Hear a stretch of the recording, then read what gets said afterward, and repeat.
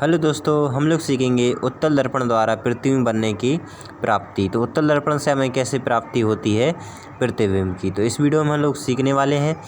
तो चलिए, सबसे पहले हम जानते हैं जब वस्तु अनंत पर स्थित हो तो प्रतिबिंब कैसा बनेगा।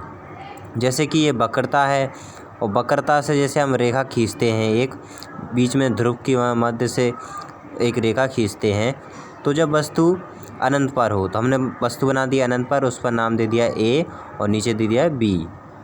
ठीक है, तो इस प्रकार से हमने चलिए आप जानते हैं मुख्य अक्ष। तो मुख्य अक्ष हमारा यही हो जाएगा, ध्रुव के बीच अनंत और पी के बीच, यानी ध्रुव के बीच है, ये हमें कह रहा है। अब वस्तु की पहली किरण, तो पहली किरण मैंने आपको बताया कि पहली किरण जो होती है वो कहाँ से आती है, मुख्य फोकस से। लेकिन पीछे तो पॉलिश है तो कहाँ से जाएगी, लेकिन हम क्या करेंगे, इसको परावर्तित कर देंगे, बाहर ही से परावर्तित हो जाएगी। लेकिन इसमें एक चीज़ होगी, ये देखिए सबसे पहले हमने बनाई है आपतित किरण, फिर उसके बाद बनाई है परावर्तित, को किस प्रकार से किरण परावर्तित हुई है। लेकिन मैंने कहा मुख्य फोकस से होती हुई जाती है पहली किरण वस्तु की, तो यहाँ तो जा नहीं रही है क्योंकि पॉलिश है पीछे। तो हम क्या करेंगे, ज़बरदस्ती हम पीछे की साइड वस्तु को ले जाएंगे, यानी ज़बरदस्ती कटवाएंगे वस्तु को कि मुख्य फोकस से होते हुए उत्तल दर्पण में क्या होगी, प्रतीत होगी। इस प्रकार से हमने एक रेखा खींची है डैश डैश करके कि हमें लगे कि जो प्रतिबिंब है, यहाँ फोकस से होते हुए प्रतीत होगी। अब जो दूसरी किरण है वो तो फोकस ध्रुव से होकर तो जाएगी नहीं, तो दूसरी किरण को हम देन पीछे से नीचे से ले लेंगे दूसरी किरण को। ठीक है, तो पहली किरण ऊपर से और दूसरी किरण नीचे से हमने बना ली है। तो अब जो ऊपर की जो हमने सेंटीमीटर से नाप के बनाना है, ऊपर और नीचे, जिस प्रकार हमें जितनी लंबी हमने ऊपर वस्तु की आरेख खींचा है उतना ही हमें नीचे भी खींचना है। तो इसी प्रकार से हम नीचे भी कंडीशन बना लेंगे जिस प्रकार हमने ऊपर की साइड बनाया है। तो ये किरण भी हो जाएगी इस प्रकार से परावर्तित। ठीक है, और जो आती हुई होती है आपतित किरण, ये होती है परावर्तित किरण। अब जो है प्रतिबिंब हमें कहाँ प्राप्त हो रहा है, प्रतिबिंब हमें मुख्य फोकस पर प्राप्त हो रहा है।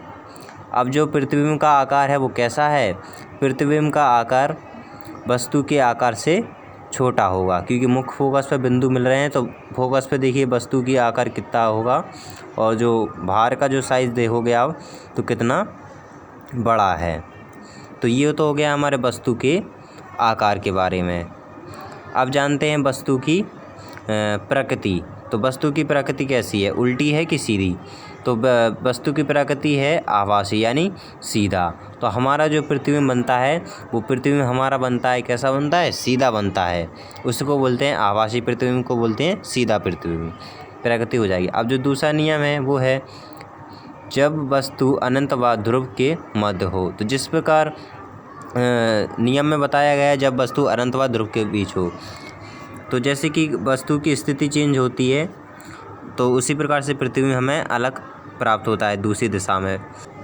जैसे कि इसको बोलते हैं अनंत पोजीशन और यहाँ पर बोलते हैं दर्पण का ये होता है ध्रुव।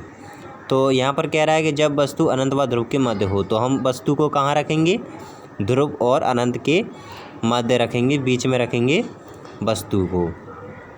अब वस्तु को हमने मध्य रखा तो पहली किरण कहाँ से जाएगी, मुख्य अक्ष के समांतर। तो मैंने आपको बताया मुख्य अक्ष किसको बोलते हैं, तो ये हो गई आपतित किरण, इसको बोलते हैं आपतित किरण। अब पीछे मिरर और मिरर के पीछे कलई, तो कलई को उसके साइड तो जाएगी नहीं, तो क्या होगी, प्रतीत होगी। तो हमें कुछ इस प्रकार से कर लेना है। ये हो गई हमारी परावर्तित किरण। अब क्या है, मुख्य फोकस से होती हुई जाती है पहली किरण, तो हम उसी प्रकार से कर लेंगे जिस प्रकार हमने पहले नियम में किया है कि मुख्य फोकस से होते क्या प्रतीत होती है। फिर उसके बाद दूसरी किरण जो है हमारी ध्रुव से होते हुए तो जाएगी नहीं, तो दूसरी किरण जो कहाँ से होते जाएगी, केंद्र से होते हुए।